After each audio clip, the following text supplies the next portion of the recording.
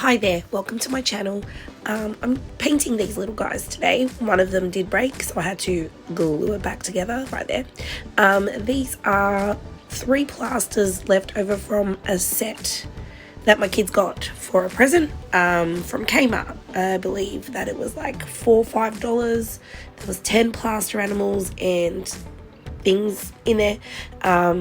And yeah, the kids painted them and they got over them. So they've just been sitting in a drawer since Christmas and I haven't really known what to do with them. So I thought I'd just give them a paint. I have leftover paint from another project, which was in that little, what do you call it, palette that you just saw.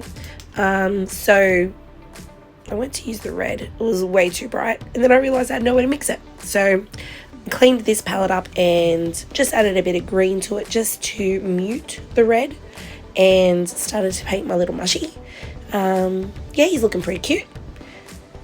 Yeah, I really don't like to leave acrylic paint just sitting there on the palette. It dries up so quickly. So if I'm using similar colors, I continue to mix similar colors on top of the colors I already have.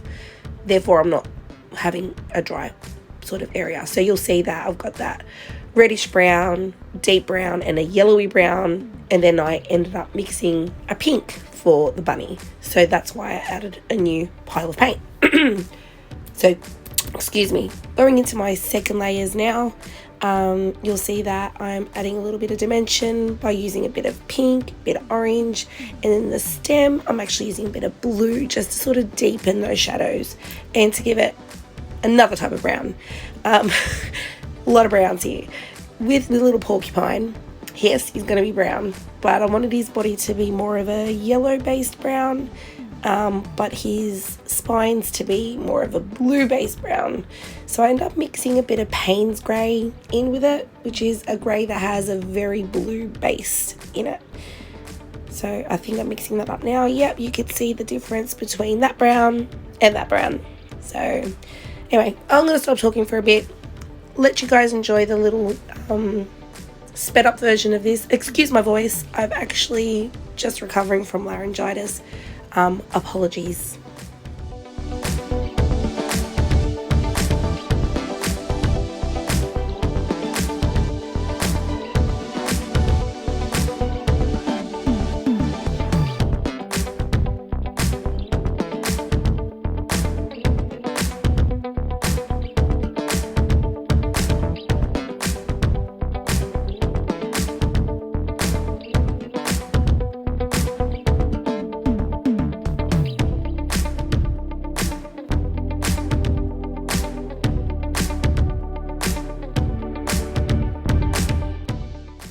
So the bunny was my favourite of the 3 to paint. I really enjoyed painting his little face.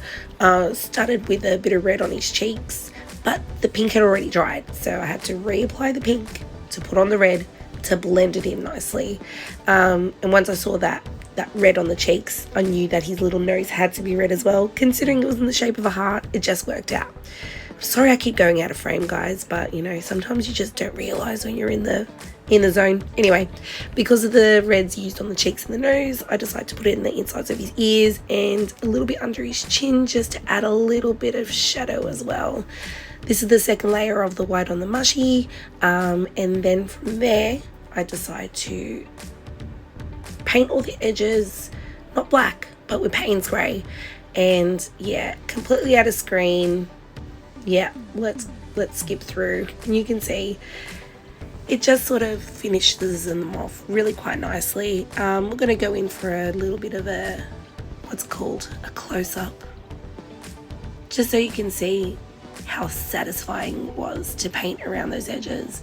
Now this isn't in real time, this is twice speed, but geez, isn't that satisfying? Don't you just love it?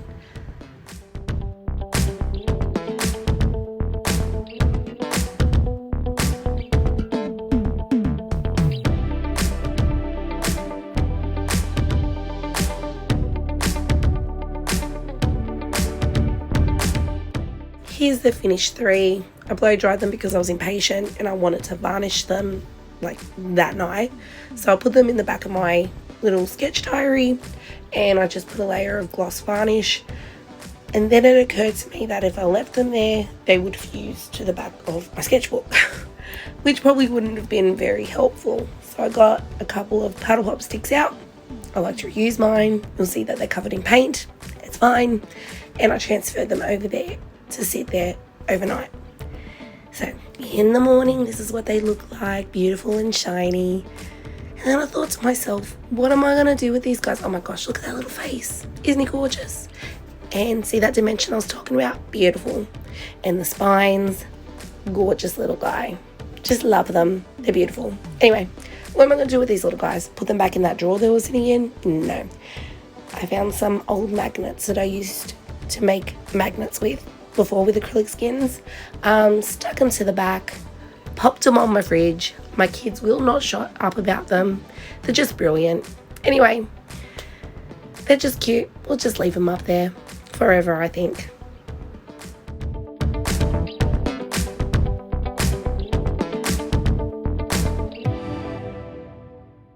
So there you have it. 3 magnets made with leftover plasters for kids, and with the materials I just had hanging around.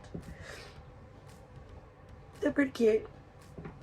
If you're enjoying this content, please let me know, and I'll continue to make stuff along these lines. Excuse my voice yet again.